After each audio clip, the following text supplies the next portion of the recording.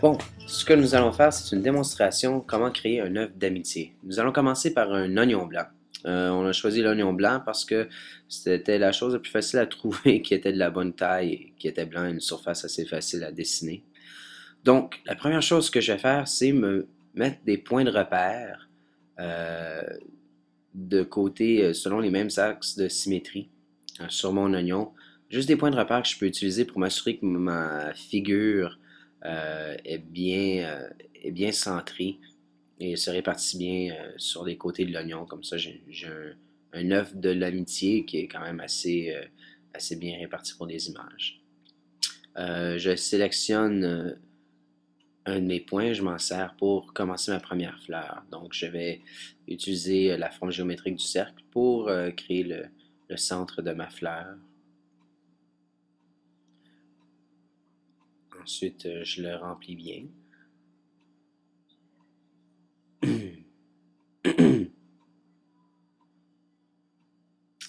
Je vais faire la même chose du deuxième côté. Donc, du deuxième côté de mon œuf de l'amitié, je crée un autre cercle qui est exactement à 180 degrés de l'autre côté de ma figure.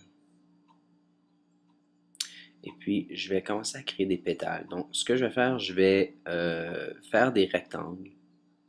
Je vais commencer avec des rectangles pour ma première fleur.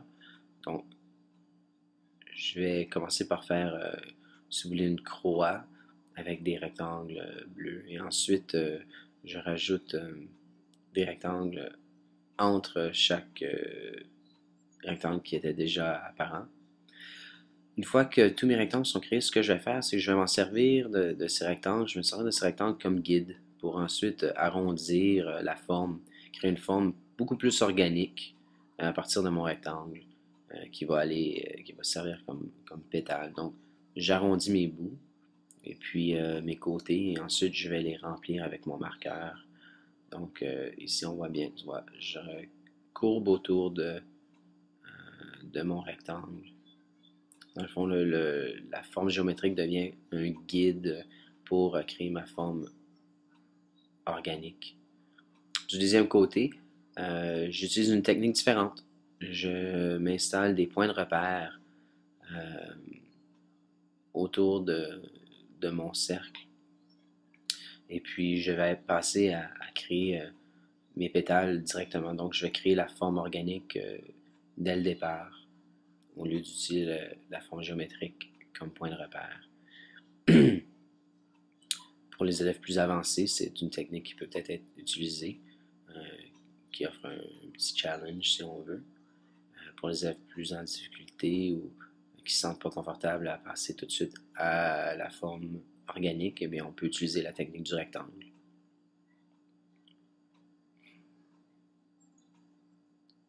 Et voilà, une petite dernière.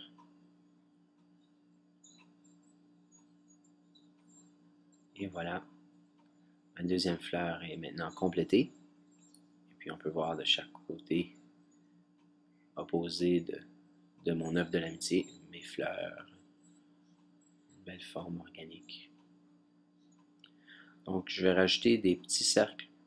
C'est une petite forme géométrique souvent en art autochtone, on retrouve l'utilisation de formes géométriques dans le décor, et voilà, on rajoute des petits cercles verts aux extrémités des pétales. Et ce pour les deux fleurs.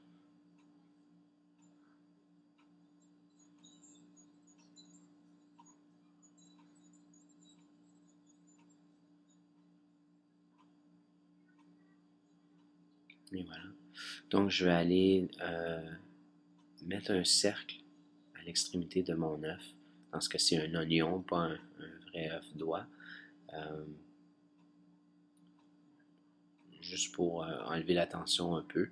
Mais souvent, on retrouve des formes aux extrémités, juste pour encercler un peu, là, encadrer l'image. Donc, ceci, je l'ai fait avec le marqueur noir, et puis je l'ai fait sur l'autre côté aussi. Un petit peu hors plan ce coup-là, par contre. Puis pas aussi facile avec un oignon qu'avec un œuf, on s'imagine. Et puis je vais rajouter d'autres formes géométriques ici. Je vais faire un petit...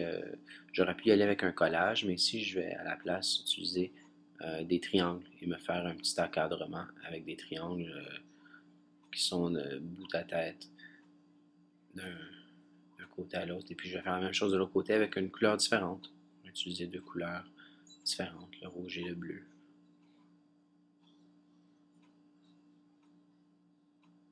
Et voilà. Juste question d'encadrer un peu mon image, rajouter un petit peu plus de bonbons pour les yeux. Je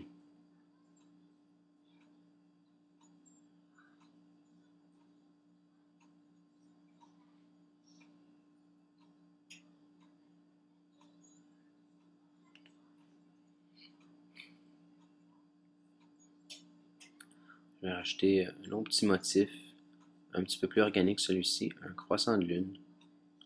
Un élève pourrait tracer en premier, avec un crayon plomb, deux cercles qui se rencontrent pour créer leur croissant, s'il voulait.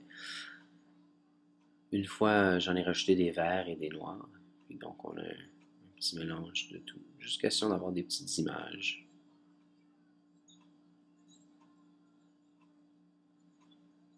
Voilà.